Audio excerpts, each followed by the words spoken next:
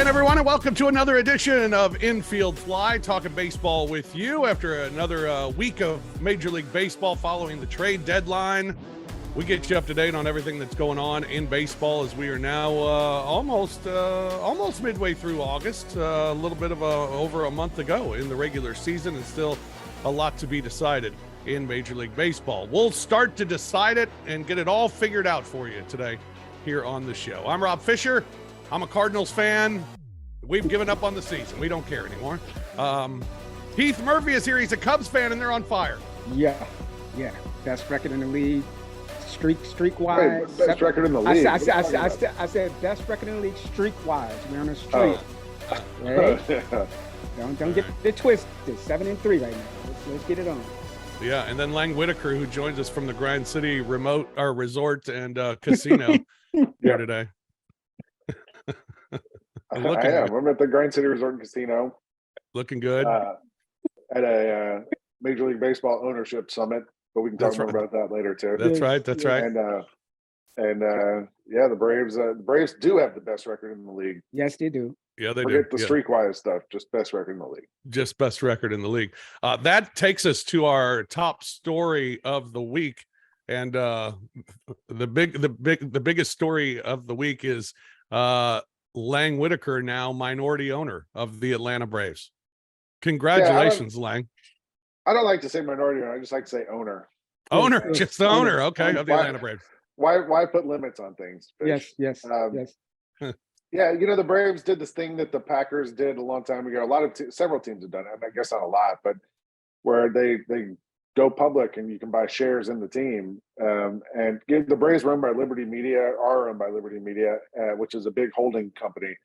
And they spun the Braves off to kind of make them their own thing, which I assume is in preparation for a sell at some point down the road, to make it easier to divest just this part of all their holdings. But anyway, they made it where you could buy shares in the Braves. And I had heard about it on the news, and I thought, that'd be cool to buy a share or two in the Braves.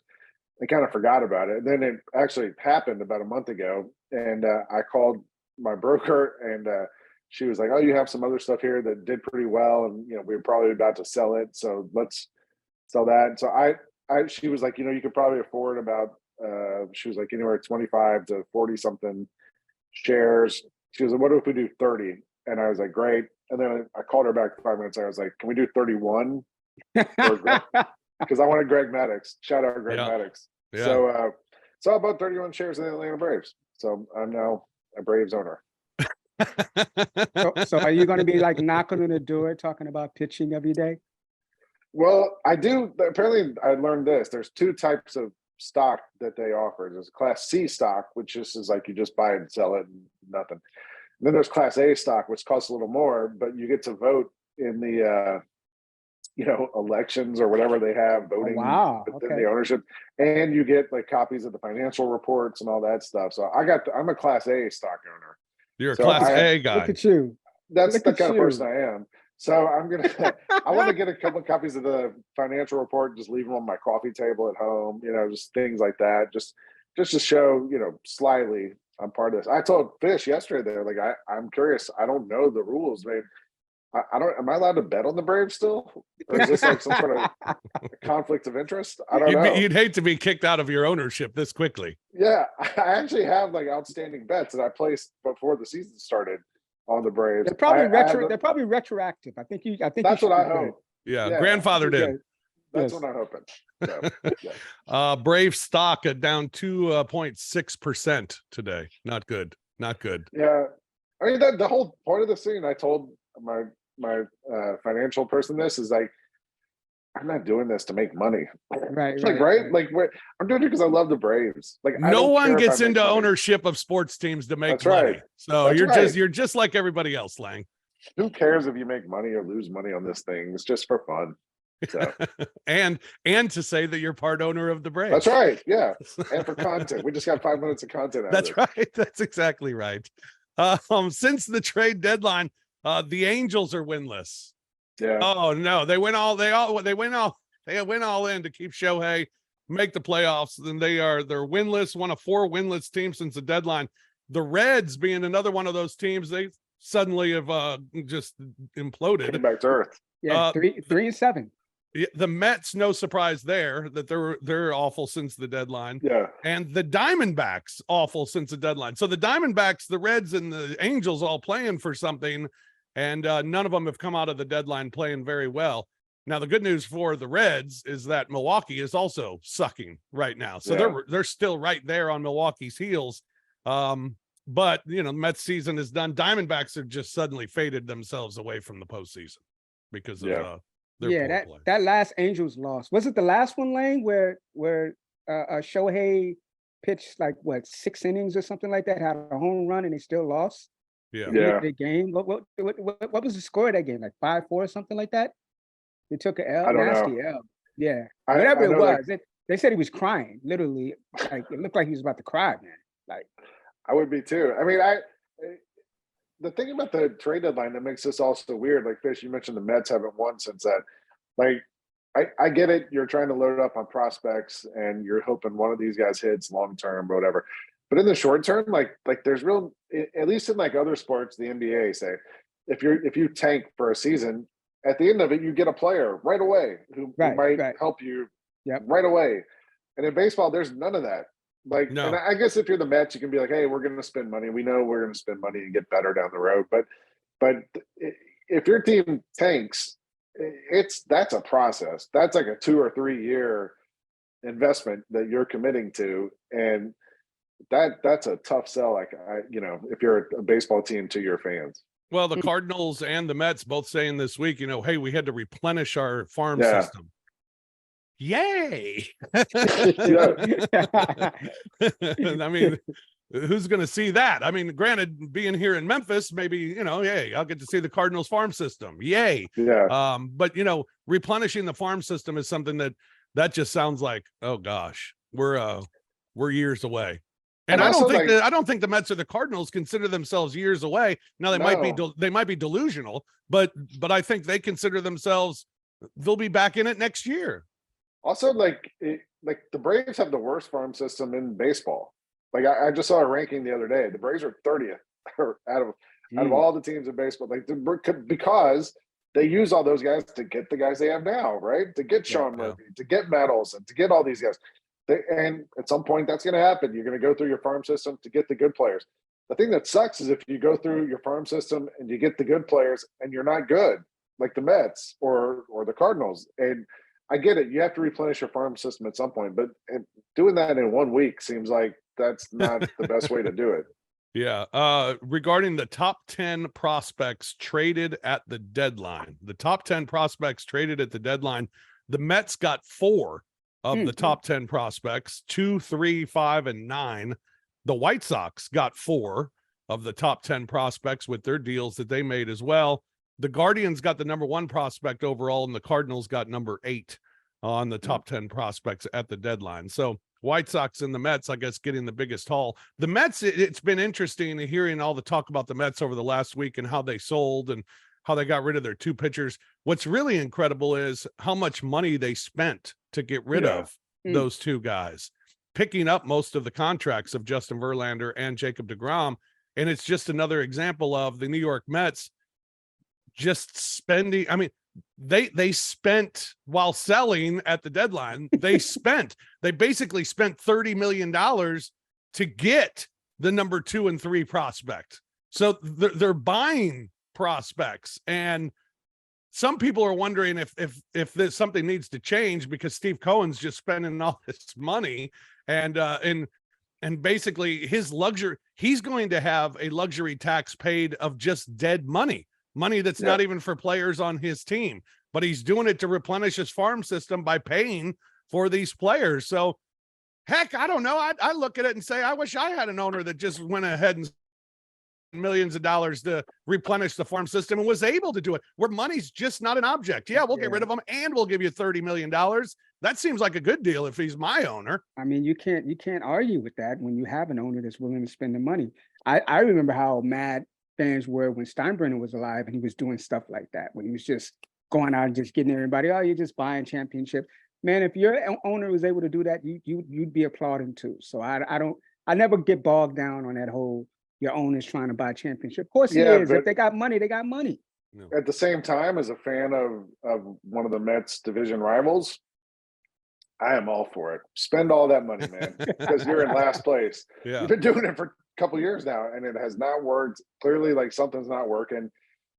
Just keep flushing it down the toilet, keep lighting it on fire because it ain't working. And like why do we care? You're paying the luxury tax bill for everybody else. Great. Yeah, no kidding. Meanwhile, Major League Baseball attendance is up close to 9% this year. Wow. If it holds up, it'll be the biggest increase since the home run race of 1998. Interesting. The tainted home run race. Well, so the last time baseball got exciting and important, it was because of cheating. Now it's exciting and important because of why? Is it because of the rule changes? Yeah, I think it's a faster pace. I think it's easier to watch now, live, especially live, when you got the pitch count. Everybody just counts the pitch count now, the clock. Yeah. And it's like it just stands out and it makes everybody aware that the game is moving. The stolen bases, like people have no business stealing bases. Like I saw Wisdom trying to steal a base yesterday, and I'm like, why are you stealing a base? But everybody's trying to steal bases now. Freddie Freeman stole a base last night standing up. I mean, I think also part of it with baseball is just like it's fun to do. It's fun to go. I don't know if you on the Cubs Braves game yesterday. I was watching the Atlanta broadcast. Maybe it was Saturday's game, and Andrew Jones was sitting in center field. Yeah. With the Braves president, CEO, and some other friends. Like, and he said it was just something he'd always wanted to do, to go sit in the center field bleachers at Wrigley Field and watch a game. And I thought that was pretty cool. Like, there's still something to the experience of going to a baseball game, I think, and with your friends, with your family, whatever it is. And like the rule changes, I don't know if we can 100% attribute it to that. Certainly, it doesn't hurt that these games are faster and moving along quicker now. Yeah, no doubt about it. That was pretty cool, and Wrigley certainly an amazing place to go watch a baseball game, and still one of the great experiences when it comes to Major League Baseball is going to Wrigley Field. The Cubs, meanwhile, they're on fire. They've won 6 straight series. Won 3 of 4 against the Reds, and in that series scored 16 and 20 runs in back-to-back games. Scored 46 runs in the series, tied for the most in a 4-game series since 1900. They did it in 1961, also against the Reds. Then they win 2 of 3 against the Atlanta Braves. 6 straight series, more runs since the All-Star break than anyone in baseball. Break up the Cubs, Murph.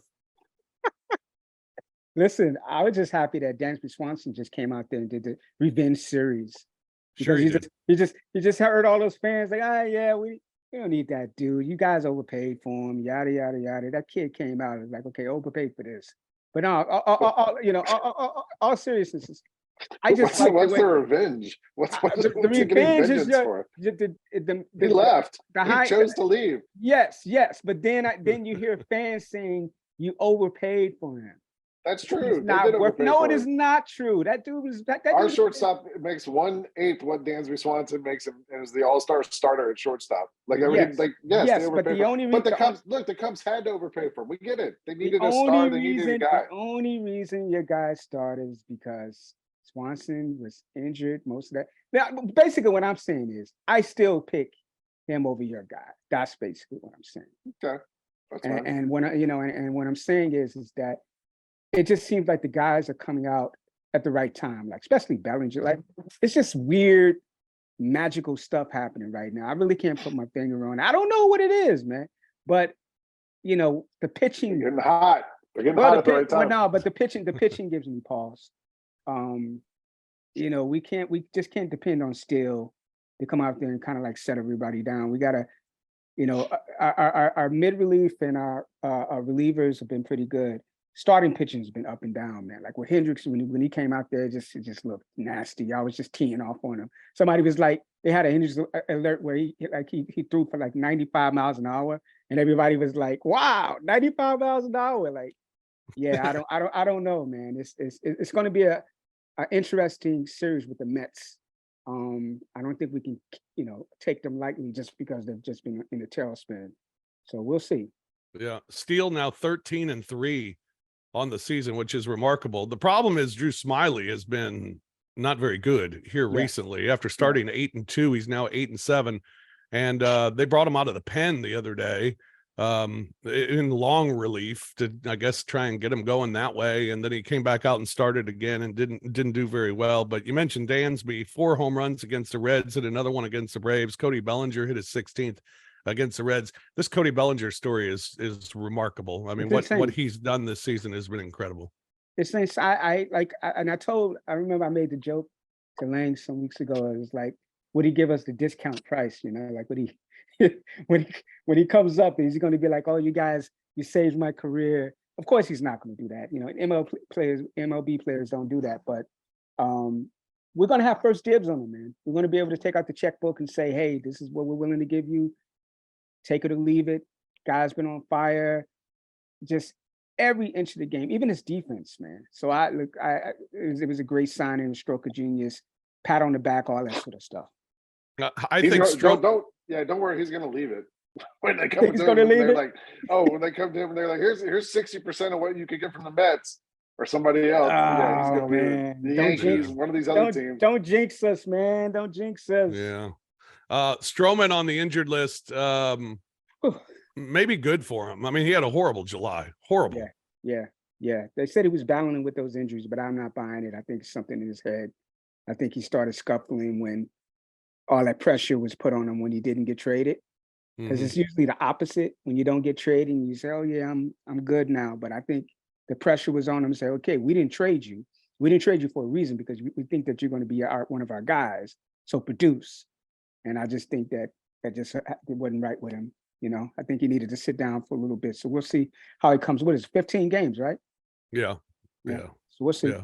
A little hip injury for Stroman, but maybe the rest will do him good. The Braves, meanwhile, they won 2 of 3 against the Angels, lost 2 of 3 against the Cubs.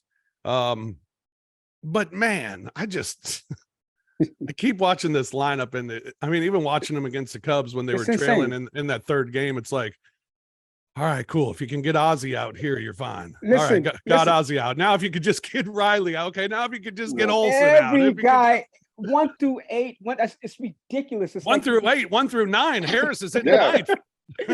I thought I was on pins and needles like the whole game, like just thinking to myself, like, what obscure infielder is going to come in and just get a blooper or something like that. Like it's like you guys just never quit.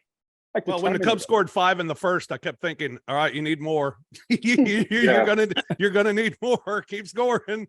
Yeah, exactly. I mean, look, pitching's still the problem, and what we've talked about all year on this podcast with the Braves is Charlie Morton is 10-10 now. Yeah. And I tweeted it yesterday. I was like, at this rate, I'm not sure he's going to make the postseason roster because Max Fried came back and he looked great. He was great. That was the one game they won. Kyle Wright is supposedly on the way back. Strider's been good. Like, you only need 3-4 starters in the postseason anyway. Like, maybe you put Charlie Morton out there just to eat up innings in case of a bullpen game or something. I don't know, but Charlie Morton has not been good. He's 40 years old. Like, yeah. If he's on the Cardinals, he'd be the ace. But on this team, like, he's not supposed to. Oh God, we would love Charlie Morton, man. You catching strays over there, Fish. We got an Uncle Charlie who's our ace, and he's terrible. He just hasn't been good this year, and he hasn't been good the last month, especially. Some person on Twitter, I don't remember who it was, responded like, they said, I'm so sick of, like, after every game, Charlie Morton says, oh, here's what I did wrong this game. And then he goes out the next game and does the exact same thing wrong every time. So at some point, the starting pitching hopefully kind of solidifies and they can find those 3-4 guys who can carry you through the postseason. But yeah, the hitting, I don't know what to say. It was funny because the Braves broadcast, like, the keys to the game every game was try to get to the Cubs bullpen. Yeah. And try to be able to beat up those guys. And the Cubs bullpen was good. Like, give them credit; those guys played really well this series. They were the best part of our pitching staff. Yeah. The whole series. I mean, but I like you guys said, like, it's fun to watch this team play, and even knowing, like, even yesterday the game against, I think they were down 2 going into the last inning, and I'm like, I can't turn this off. Like, there's a pretty good chance somebody, like, they got a guy on base and Olsen came up. You're like, all right, well, pretty good chance he's going to hit a home run. Lang, I literally turned it off because I was too nervous. Yeah, like, that's how bad it is. Like, I don't want to watch. I don't want no parts of the Braves. and especially when the 8th inning hit, it was like, you know, deja vu for me with that team. It's just like they just come at you, man. And they do it at the weirdest ways. It's not like they just up there just hitting home runs. They just chip at you. The next thing you know, somebody gets like a double, somebody gets a single. Then next thing you got 3 guys on, and then that's it. That's how they kill you. Yeah. No, their lineup is amazing. Acuna became the first player since Hanley Ramirez in 2007 with 25 bombs and 50 stolen bases in a season. And we still got a lot of baseball left. He's the MVP. Left to play. He definitely is the MVP. He's the best player in the game. The duo of Austin Riley and Matt Olson have hit 6 back-to-back homers this season. The only teammate duo to hit more back-to-back homers in a season in baseball history are Andres Galarraga and Larry Walker. Wow. They did 8 times in 97 for the Rockies. Yeah. And then Rich Aurelia and Barry Bonds did it 7 times in 2001. Is that small head Barry Bonds, or is that big head? 2001. It's got to be big head. Medium head. It's medium head. It was on the way to big head. Okay. Transitional. Yeah, exactly. So the Braves winning are splitting their 6 games this week. Quickly, the Cardinals, not much to report. Lost 2 of 3 to Minnesota. Dakota Hudson had a good start for the Cardinals, although he's not under contract for next year. Walker hit his 10th home run of the season. Then they lost 2 of 3 to Colorado. Boy, that's depressing. That was brutal. Adam Wainwright was rocked to fall to 3-6 on the season. Nolan Gorman hit his 23rd and 24th home run. Let's remind everybody, this is a guy that they were platooning early in the year. That was smart. They lost 1-0 to the Colorado Rockies on Sunday. That was brutal. The Cardinals did win their 10,000th game. So that was something that they sprayed champagne about, winning number 10,000 as the St. Louis Cardinals. Here's what's amazing. The Cardinals at the deadline acquired 9 players. They acquired 9 players at the deadline. Only one of them is on the roster. And the other thing that did not get acquired is that they did not pick up a single starting pitcher for next season. So the Cardinals still at this point, despite acquiring 9 players at the trade deadline, they have 0 starting pitchers for next season.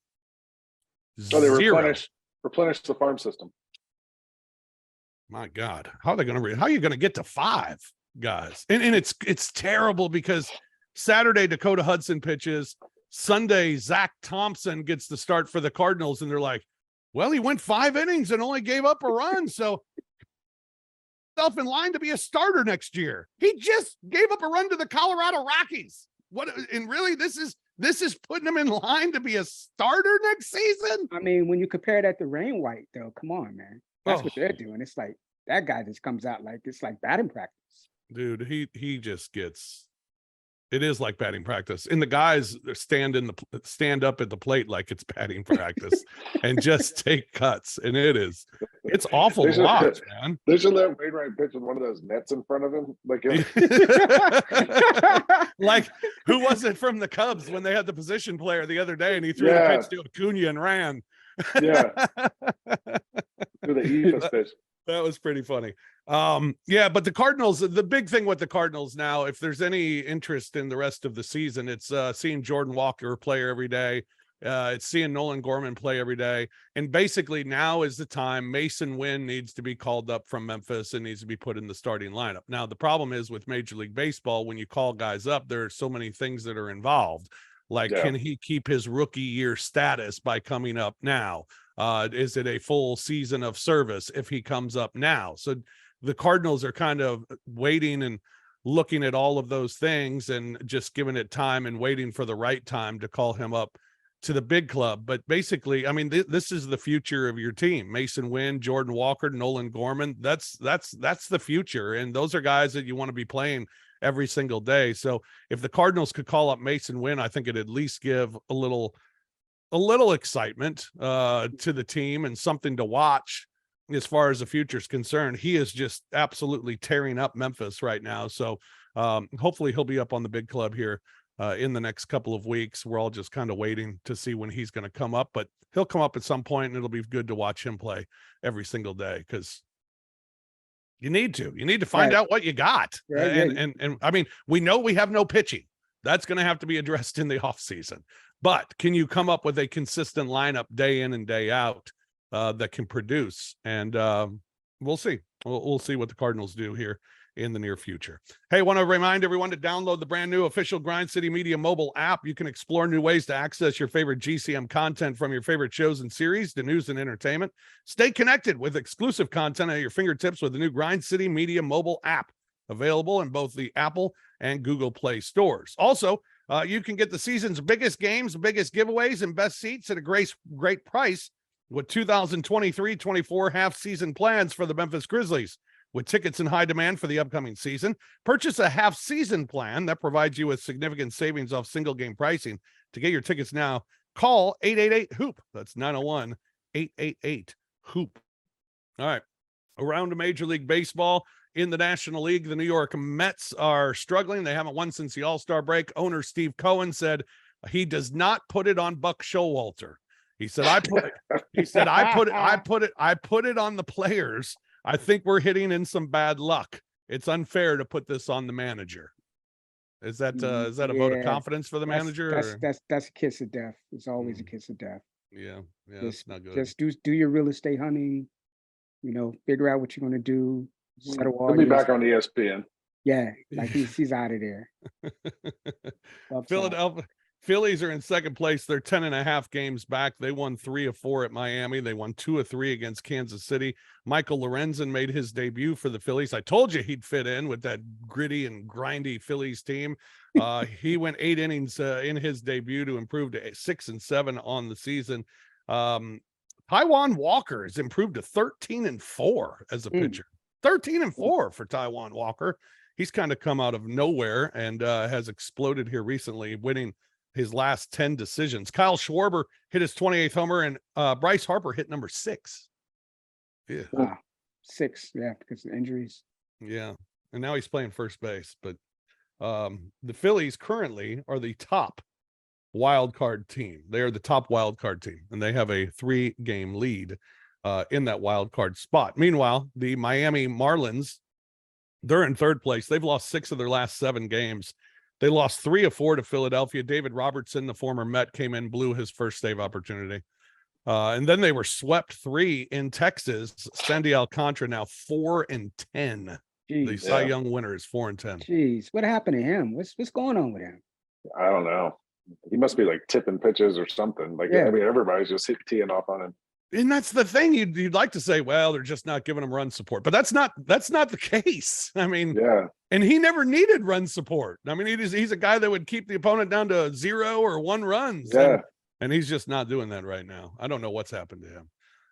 But this has been a bad year for him. Luis Ariz, his average is at 375. If Alcantara was just the opposite of that, if he was 10-4 instead of 4-10, this is a team that would be right up there in that wild card spot. But right now they are a half game back of a wild card.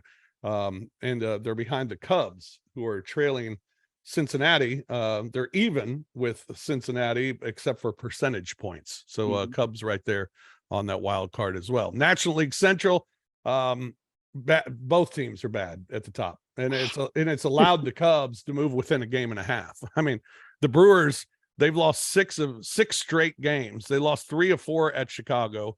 Then they're swept by Washington Nationals, for crying out loud. They've lost 6 straight games. Ellie De La Cruz did hit his 8th and 9th home runs this week. Andrew Abbott, their rookie pitcher, he was rocked for the first time this year. Leon Richardson is the only pitcher to allow a home run on each of the first 2 pitches of his major league career. Jeez. How's that for a start? That's a terrible stat. Yeah, Jeez, that's what you don't want to have attached to your name.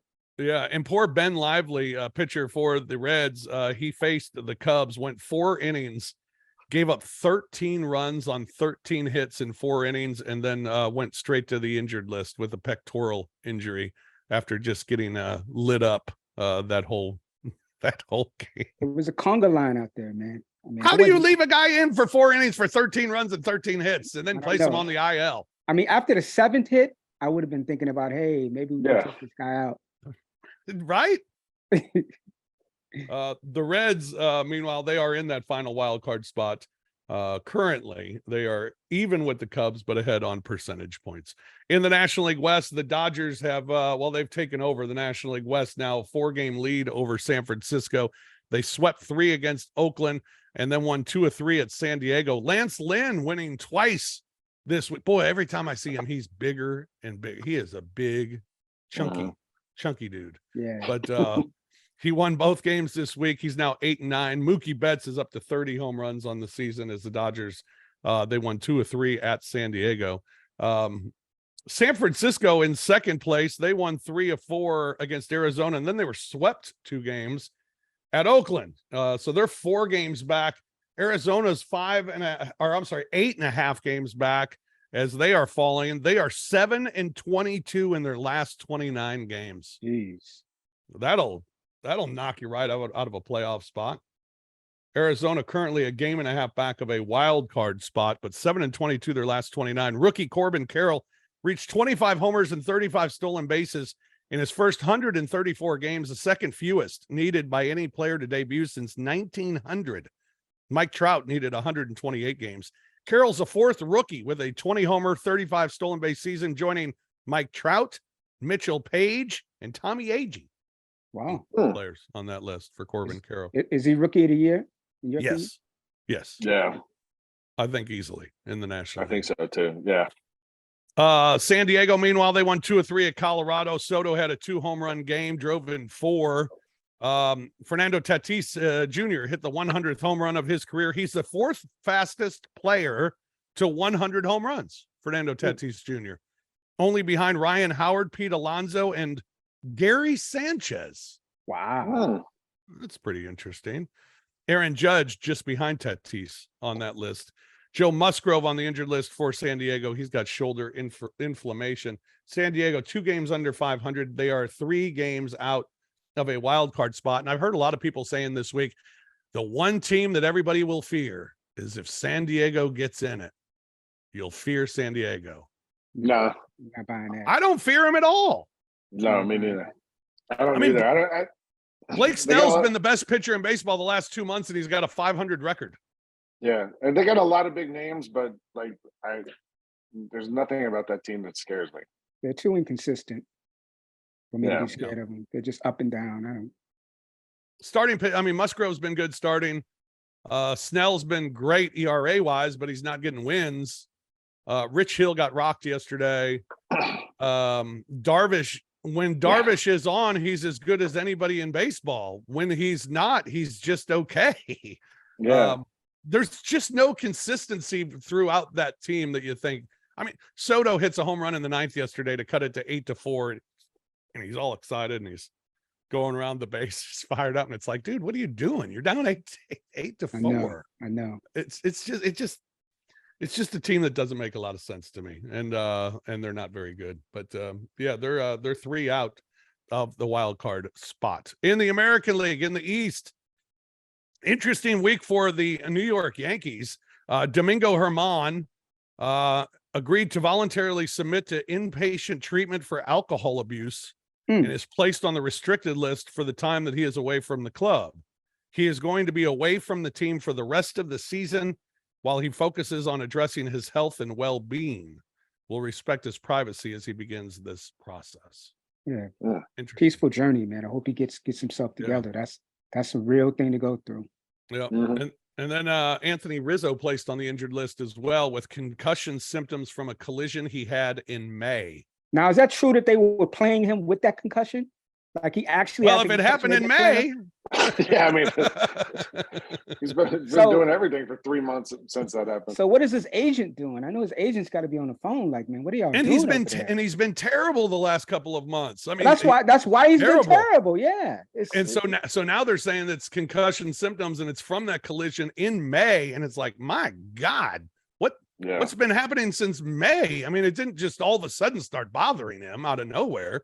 So it interesting week for the Yankees, and they lost 2 of 3 to Tampa, split 4 with Houston. Carlos Rodon was just slammed again, then left the game with hamstring tightness. His ERA is over 7. Garrett Colden improved to 10-2. Giancarlo Stanton is the most He's the most miserable person to watch in baseball. Yo, right now. they had memes of this dude. They had a walker, him having a walker going from third to the home base. That little trot that he was doing when he could have scored at home, like They tried to score it. They sent him from second yesterday, and he was thrown out by 40 feet, and literally was walking around third base. The guy, he can't play. And if he doesn't hit a home run, he doesn't run the bases. Right, I mean, he's just he hates walking because when he walks, he's got to run the bases and hates it's like Pujols last year when Pujols was like, could barely move, and they get on base and it just gummed everything. But he's not that old, Lang. I know, that's the thing. Like, I understand that. Pujols was like, he was about to get his, what was he, 38 years old, something like that? Yeah. Stanton, like, come on, man. Stanton, this dude was too good to be playing like that. He looks terrible. Yankees are 4.5 out of a wild card. Stanton's 33 years old. Not that much younger than Pujols, for what it's worth. Yeah, no kidding. Baltimore, meanwhile, they got to 70 wins. They won 3 of 4 at Toronto. Jack Flaherty was great in his debut with the Orioles to improve to 8-6, went 6 innings, gave up just 1 run. He was terrific. And then Gunnar Henderson, he's got 19 home runs, tied for the second most by an Orioles player in their first 100 games of their rookie season since the team moved to Baltimore in 1954. Trails only Trey Mancini, who had 20 in 2017. Orioles have won 8 of 10. They become the second team to win 70 games behind just the Atlanta Braves, and they are running away. Well, not necessarily running away. I mean, Tampa's still only 3 games back in the division, but Baltimore playing great baseball. Tampa, meanwhile, they were playing so horribly, and now they're starting to play a little bit better. They won 2 out of 3 at the Yankees, won 2 out of 3 at Detroit as well. Wander Franco hit his 15th home run. The bad news was Shane McClanahan, their pitcher, was rocked and then was put on the injured list as well with some forearm issues. Glasnow also was scratched from his start yesterday as they continue. If they could just get this starting pitching staff ready for the playoffs with McClanahan, Glasnow, Zach Eflin, who picked up his 12th win, and Aaron Savali, who they just got from the Guardians, they'll be one of the best starting rotations in the game. But they're probably going to have to go in as a wild card, 3 games back of Baltimore at this point. They are the top wild card team in the American League. The Boston Red Sox or Toronto Blue Jays are another one of the wild card teams in the American League. They're 7 out, but Toronto, they lost 3 of 4 to Baltimore, but then they sweep 3 against Boston. Alek Manoah had a good start. That was good to see, and I bet against him. That's a smart bet. I mean, it was good to see him have a good start, but yeah, still a smart bet. It's the guy that was playing on the backfields in Florida just a month ago. Yeah, trying to get high school kids out. I mean, pretty amazing. So he came up and he was great against Boston. Toronto has lost 6 of 7 at home. Davis Schneider, he's a rookie, and he looks like Spencer Strider a little bit. He's got the mustache, although he wears glasses too, so it's a little extra look. Davis Schneider is the first player in history with 9 hits and 2 homers in his first 3 games. His 9 hits are tied with Coker Triplett in 1938 for the most in a player's first 3 career games since 1901. Can I get a Coker Triplett jersey? Coker, spelled C-O-A-K-E-R, by the way. Coker Triplett. Yeah. So I like that. Toronto is they got that 3rd wild card spot currently. And then Boston, they're still trailing. They are 5 games out of the wild card spot. They lost 2 of 3 against Seattle and swept in 3 games against Toronto. In the American League Central, my goodness, is the American League Central awful. The Cleveland Guardians were a game out of first place, and they sold at the trade deadline. So Minnesota is going to win the American League Central by default. They won 2 of 3 at St. Louis. They swept 3 against Arizona. Joe Ryan, however, was placed on the injured list after he was shelled by a lot of guys are placed on the injured list this week after getting shelled. Yeah. Ryan got shelled against the Cardinals and then was placed on the injured list. So Minnesota called up Dallas Keuchel. He's back. This isn't Dallas Keuchel Jr. This is Dallas Keuchel, guy who won a Cy Young Award feels like 15 years ago. Actually, I had read something about him at the trade deadline because he was pitching pretty well in the minors. And the Twins had some sort of like option on his contract or something where if they didn't call him up, he could become a free agent, and they were saying like he might be like a late season pickup by some team, trying to get to the playoffs, trying to needing another starter. I don't know why a Braves fan would be reading about players that fit this bill, but I was reading about Dallas Keuchel, and so it's interesting to see him come up and maybe he helps them out. Maybe he actually can contribute to them. Who knows? Minnesota has been in first place outright in the AL Central for 119 of 130 days this season, despite never being more than 6 games above 500. Yeah.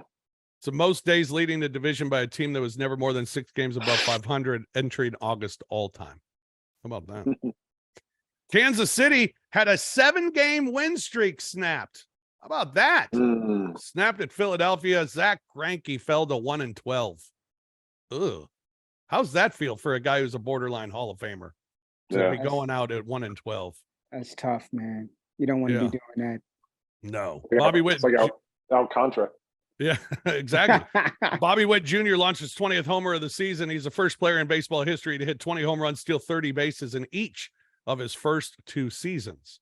Eduardo Rodriguez, we talked about him last week. He declined to trade, invoked his no trade clause to the Los Angeles Dodgers. He said, it's nothing against the Dodgers. They're a really good team over there. I'm just thinking about my future and my family, and I took the decision to stay here. Interesting. All right. Apparently he's an East Coast guy. Yeah. He wants to stay. I'd heard that too. Yeah, I still can't. It's still confounding to me. I'm sorry. You don't see too many players turning down trades to LA. To stay with the Tigers. Yeah, to stay with the Tigers. And nothing against my Detroit folks. I got some Detroit peeps out there. Don't be coming at me. I'm just saying, come on. I mean, but it's a chance to certainly be in the playoffs. That too. Yeah, Nice scenery, Tarek Skubal of the Tigers. He's the first baseball pitcher to have 25 strikeouts and a 0 ERA over his first 4 home starts of a season since old Dutch Leonard did it for the Red Sox back in 1914. So old Dutch was he was old something Dutch. Else. And then maybe the biggest news of the week that we've waited until now to get to. The Chicago White Sox and the Cleveland Guardians, they get in a brawl. All right, a couple of things to take away from the brawl. Number one, what a right hand by Jose Ramirez. It came out of nowhere, right? It was magic. It was magical. That right hand was magical. Second, go ahead. Well, I was going to say, second, what's Tim Anderson's problem? Yeah. Why is he a problem? Why did the whole fight start? I still don't understand. I don't know. It started. I think he said something to him. I think Anderson said something because remember, Anderson was standing over him. That's what Ramirez said. He said something to him. Yeah. Apparently, there was something the game before between them that lingered, I suppose. But it wasn't like it wasn't like a takeout slide or spikes. It wasn't. He went through his legs. He made the point to go through his legs. He didn't even go feet first. Here's what Ramirez said. I think he's been disrespecting the game for a while. Wow. Said not just from yesterday, but from before. And I had a chance to tell him during the game, stop doing this stuff. It's disrespectful. Don't start tagging people like that, because in reality, we're here trying to find ways to provide for our families. And when he does the things he does on the bases, it can get somebody out of the game. As soon as the play happened, he tagged me at the end really hard, more than needed. And then he said, I want to fight. And if he wanted to fight, I had to defend myself. I mean, it was weird because Ramirez got up and started talking to him, and Anderson just dropped the glove and was like, let's go. I mean, it was like hockey. It was insane. Anderson squared up, literally squared up like he was like ready. And the best part of it was the Cleveland announcers. Yes. When Anderson goes down and he does the, Anderson, he does the down goes Anderson. Down goes Anderson. Like the old school Ali. Tom Hamilton. He had a great call on the punch. He nailed it. You're right. The funniest part was the way Tim Anderson immediately dropped his gloves and the ball. Squared up. But he squared up southpaw, which was weird. Like, right. I think, and it kind of left him open, I think, because Ramirez just tagged him. It was sort of a lucky punch. No, it was. Right. It was a lucky. He was like falling backwards and like he just kind of threw it out there. But man, like that was one of the great. It made me think like the White Sox must have like one of the worst records in like baseball fights. between, yeah. because this was like the anniversary of the Nolan Anderson, Yeah, Ventura, Robin Ventura thing yeah. was recently. It was like the last week or so. Like people were talking about that. Yeah. So it wasn't like the White Sox have gotten their asses kicked in like some major moments through the years now. Yeah, it was kind of funny. A picture, Elvis Andrews apparently now has had the greatest seat for two of the great brawls, maybe the last two great brawls. He was standing right there behind Anderson when he got tagged, and then he was also standing right behind Jose Bautista when Bautista got tagged in that brawl a few years ago. So it was I was a couple of things about brawls. One, that sort of brawl I'm all for. If guy wants to square up and go, let him go. I got no problem with that. I still don't need the bullpen people. Still don't need the bullpen people to come out. And that brawl, that thing took 20 minutes, man, because first of all, Anderson was acting like an idiot as they're trying to carry him literally off the field. And then he wants to come back on the field. If he really wants to get at somebody, he could have gotten at somebody as everybody's hold me back. So the hold me back thing, but that should not last 20 minutes. Get the bullpen people off the damn field. And then when the managers start yelling at each other, no, here we go again. Well, nothing happens.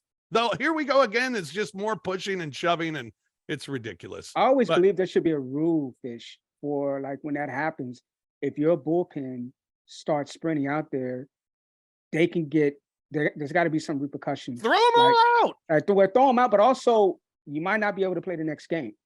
Or maybe it's like something. If they made a come off the bench, you get a suspension. Yes. Yeah. If you made a rule that the bullpen people can't come on the field, would it change anything? Not at all. The only thing it would change is the guys would stay in the dugout longer, just in case something happens, so they could run out there. Then instead of go into the bullpen in the first inning. Yeah, I mean, if guys want to go, let them go. If a guy wants to charge the mound, let him go. But let the guys on the field break it up. I mean, that's what happens anyway. And then by letting everyone on the field, all you do is escalate more things popping up while you're out there. And also you can get somebody injured, Fish. You can get like a guy that has nothing to do with it, trying to break through things up, and next thing you know, he's like torn his Achilles or something. We saw Eloy Jimenez during that fight came limping out of there because he got spiked. Come on, my son asked me the other day about fights in basketball, and he's like, "Do fights ever happen really anymore?" And I was telling him like he's too young to remember the Pistons Pacers thing, and I was telling him about that, and I was like, they don't really fights like that or anything where people are like swinging, like that stuff rarely happens these days because now the punishments are way greater than they used to be a long time ago. And then that happened like the next day. And so I showed him the video on my phone and I was like, hey, you asked about fights. Sometimes it still happens, man. Like, you know. So. Oh, it was good though. It was a good one. I was entertained a little bit. Yeah. Although I don't know. I'm starting to get sick of Tim Anderson. He's starting to become one of my at one point, most disliked players. At one point, disrespecting the game. Yeah, it looked like he was going to be having like a Hall of Fame career, man, early on, like his first few years, and he's just like, I don't know what's going on with him, but it's not good. Texas Rangers, they're in first place in the American League West. They swept 3 against the White Sox, swept 3 against the Marlins as well. They've won 6 straight games, although rookie Josh Young fractured his thumb on his way to a Rookie of the Year campaign. Now he is going to be out for some time, so we'll see what happens with him. Max Scherzer did win his debut. He gave up 3 in the first inning, and you thought, uh-oh, here we go. But they won the game, and he improved to 10-4. And Jordan Montgomery also won his debut for the Rangers as they moved to 2.5 games up on the Houston Astros. Astros with Alvarez back. Yordan Alvarez hit 3 home runs this week. He's got 21 on the season. And Justin Verlander went 7 innings, 2 earned runs, but did lose to the New York Yankees, but pitched very well. He looks so comfortable in an Astros uniform. I mean, it just looks like that's where he belongs. I mean, watching him yesterday, it was like he never left. But he pitched well, just came up a little bit short.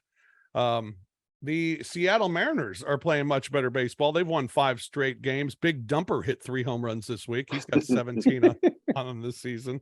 The Angels, meanwhile, they are struggling. They've lost 6 straight games, swept in 4 games by Seattle.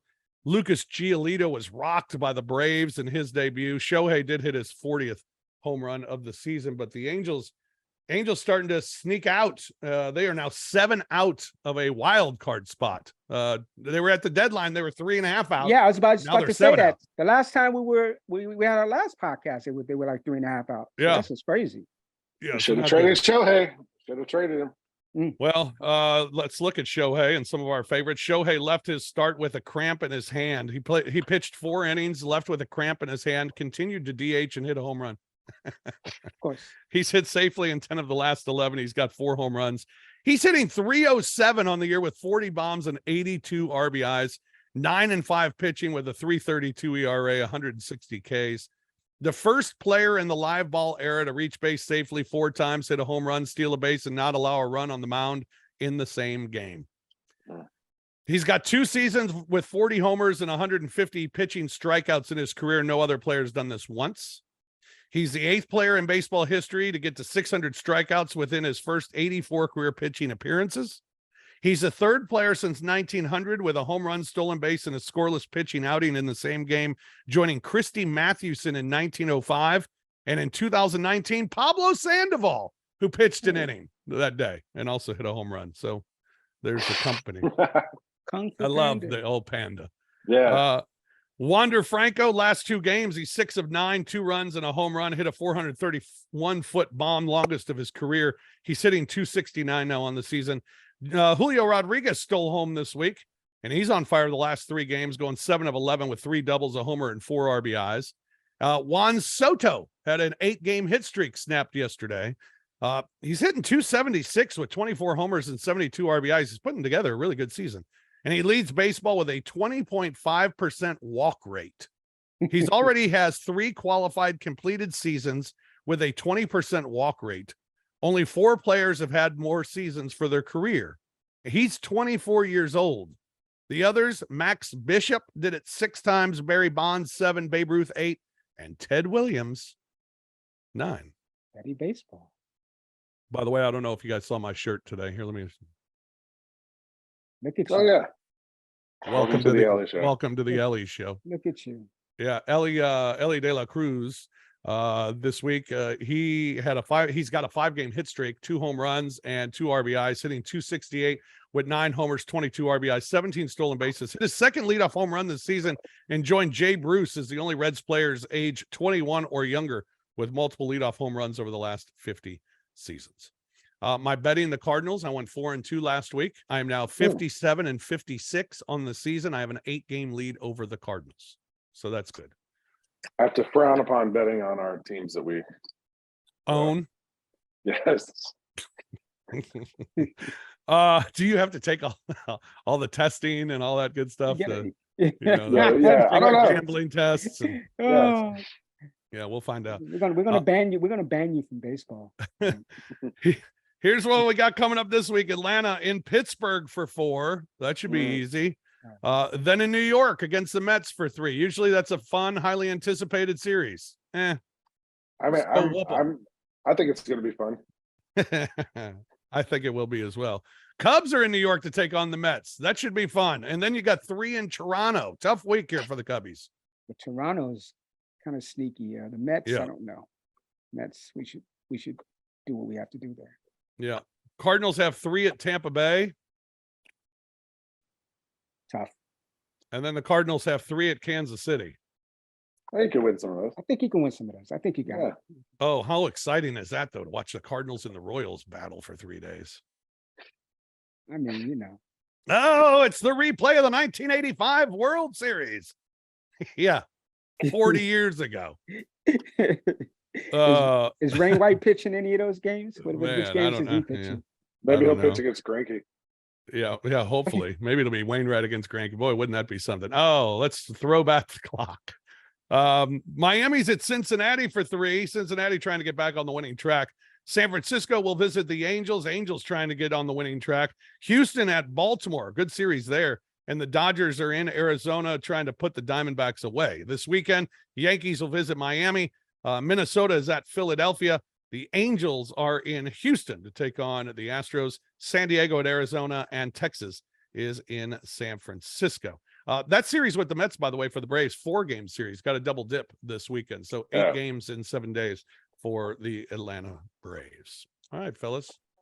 That's All right. going to do it for this week in Major League Baseball. Good luck to the Cubbies. Yes, let's keep it going. Keep Let's it close. going. Keep it close. How about next week? We could be talking about the first place Cubbies. Go Cubs, go. I'm not going to sing the song. I'm not going to do it to y'all because it's too soon to be doing it. I don't want to Too jinx early? my team. Yeah, Too soon. You were like texting me the moment the Well, game ended yesterday. I was texting because Swanson Literally was the giving y'all moment the game ended. Swanson was giving y'all the business. That's why I was texting you. Getting his revenge on the That's why I was Braves. texting you. But beyond that, let's just see how it goes. Lang, good luck with your ownership. You're there on the beach looking like you own a baseball team. That's what it looks like. Well, these are the facts. that's the actual situation. So That's right. That's right. Are they drug testing you too now, or is that? I hope not. All right. That's going to do it for us this week here on Infield Fly. Thanks for joining us. We'll talk to you again next week and talk a Major League Baseball with you here on Grind City Media.